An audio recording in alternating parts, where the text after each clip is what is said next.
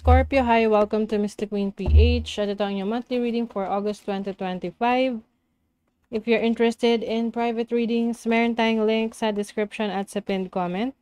Paki-check nyo lang information kung paano mag-book for a private reading.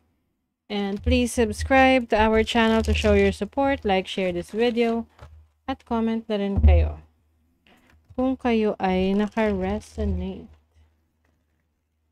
Meron tayong 20% discount sa mga tarot reading services kapag kayo ay nag-book from July 16 to 31.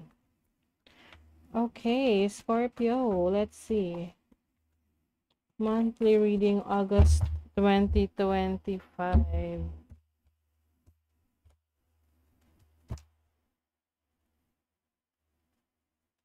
Overall energy, possible challenge, opportunity, and a blessing.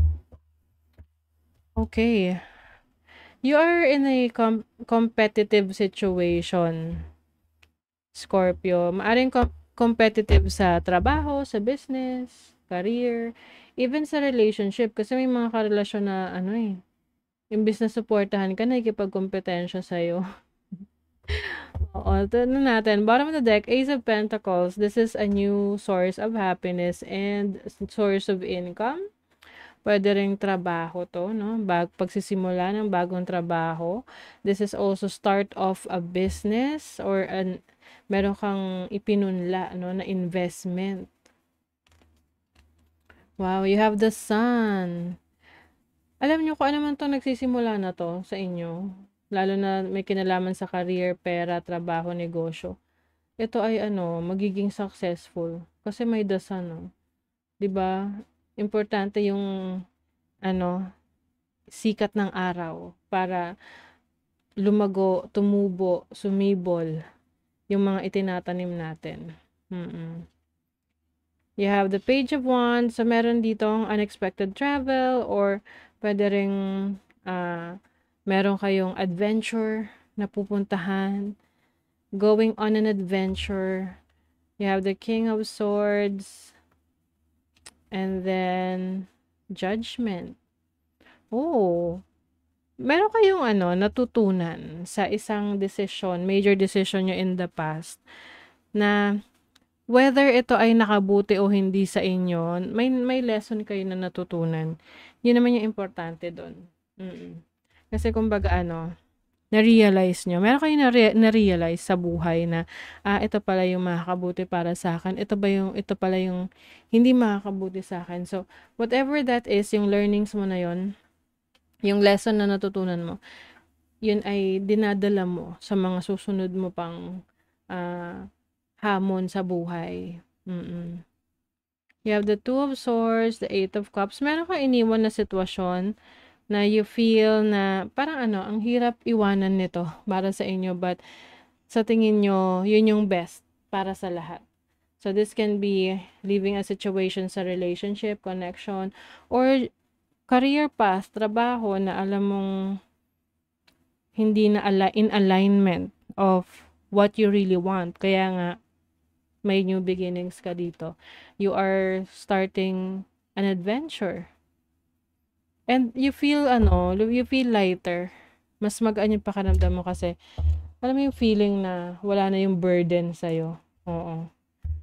So, your overall energy is the Six of Wands, recognition. Maaring kayo ay makaka-receive ng awards, recognition, admiration. Pwede rin you will be the center of attention. Maaring kayo ay magpe-perform or you are getting attention from the crowd, from your community. And meron kang meron kang trinabaho, in-effortan na talagang alam mo sa sarili mo na trinabaho at in-effortan mo yon. So, ito, meron na siyang resulta. Hindi naging madali yung work na yon, hindi naging madali yung effort na binigay mo. Pero binigay mo pa rin. Kaya naman worth it to para sa'yo. You have the Five of Swords as an opportunity. And also, maaring na-reveal din sa'yo kung sino yung mga totoong sumusuporta sa'yo, kung sino yung mga kalaban, kung sino yung may mga hindi magandang intentions towards you. So, at least alam mo na kung sino yung kakampi mo. And with the Six of Swords, you are moving forward. You are going to a new direction. Siyempre, hindi madali natanggapin na merong mga taong ine-expect ka na susuportahan ka pero hindi pala sila totoo sa kanilang intention. 'Di ba parang, ay, ganun pala. 'Di ba parang ang bigat sa kalooban. But, yung iba sa inyo, you will understand. No? Maintindihan nyo, ganun talaga. Lalo na kung kompetensya talaga kayo. Let's say, kompetensya sa trabaho, sa negosyo, or insecure lang talaga yung tao na yun sa buhay mo. So, you are finally understanding na may mga connections, relationships na hindi talaga magtatagal, na darating yung panahon na maghihiwalay kasi hindi na kayo aligned sa inyong mga gusto sa buhay. So, sa money, career, finances, tingnan natin. Kaperahan ng mga Scorpio. Uy, 10 of Cups. Meron kang pagkakagastosan na event sa family. Pero alam mo, kahit magkagastos ka doon, masaya naman siya. Seven of Swords, the Two of Wands. Ito yung sinasabi ko sa inyo na be careful rin sa mga tao na, nakakasalamuhan nyo, lalo na sa trabaho, pinagkakatiwalaan mo. Tapos, it's either wala naman sila talagang ginagawang masama na naiinggit lang, or hindi lang nila gusto na nakikita kang umuunlad, or maaring pinapansin lagi yung mga ginagawa mo, or naghahanap sila ng butas sa mga ginagawa mo. So, pay attention to those people. Iwasan mo. Pay attention, kumbaga alamin mo kung sino mo itong mga to. And I think yung iba nga, like what I mentioned kanina, haalis kayo sa ganyang sitwasyon. Kasi na-reveal na sa'yo eh. Alam mo na kung sino yung mga taong pagkakatiwalaan mo. Alam mo na yung sino yung totoo. 'Di ba? Sa trabaho or sa business, hindi mawawala yan. Lalo na kung very competitive yung sitwasyon mo sa career, sa business. And also sa pera, no? Be careful sa pera, lalo na kung related to sa family or close sa'yo, no? Na maaring hihiram. I also see someone na may tinatago or may ginagawang kalokohan. Pwedeng ginagamit yung resources mo or pera mo nang hindi mo alam. Pakiramdaman mo. Sa love life, tingnan natin, mga Scorpio. Knight of Wands. The Three. Oy, enjoy lang, oh. Enjoy lang sa love life. Yung iba sa inyo single. Medyo mataas ang inyong guard. Mataas ang inyong wall, no? You like to enjoy with friends, with, colleagues, or kung sino pa. Potential partners. Pero, may nagsiset ka ng boundaries. It's either hindi ka pa ready for a commitment, or ayaw mo pa na, or medyo mataas ang standards mo. And that's fine, kasi the more na nagiging mapili ka, maingat ka, nagsaset ka ng boundaries, nagiging mas madali sa'yo na pumili ng person na para sa'yo. Kasi kung hindi nag-a-align, edi hindi siya pwede. 'Di ba? So ngayon, you are just enjoying life. If you are in a relationship right now, maaring meron kayong activities together with your person, na pwedeng may travel opportunities or may event kayo na pupuntahan, especially sa gabi. Pwedeng party, ganon. Let's see what else. Scorpio. August 2025. Uy, heart. Heart is about your love. This can be romantic relationship or loving yourself. But for some of you, this is about taking care of yourself. Diba? Love yourself. And alam nyo, the more na minamahal nyo yung sarili mo, the more that you are attracting love. Diba? The more na inaalagaan nyo yung sarili nyo, the more na meron kayong na-attract na potential partner. So, lalo na kung kayo ay naghahanap ng karelasyon.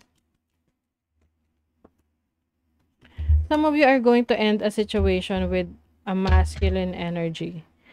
Yung tipong you feel na hindi na kayo aligned ng person na to. Pwedeng kaibigan mo to, pwedeng karelasyon, or someone who is connected to you. Kasi you feel like parang hindi siya totoo sa'yo. You feel na parang marami siyang reservations, marami siyang itinatago. And ayaw mo yun. You will also focus on loving yourself, focusing on your career, stability.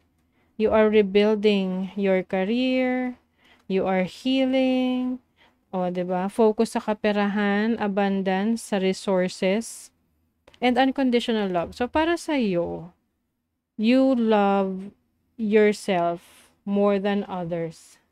But it doesn't mean na hindi ka willing to open up your heart sa isang tao na alam mong deserving, 'di ba? Syempre ganun naman.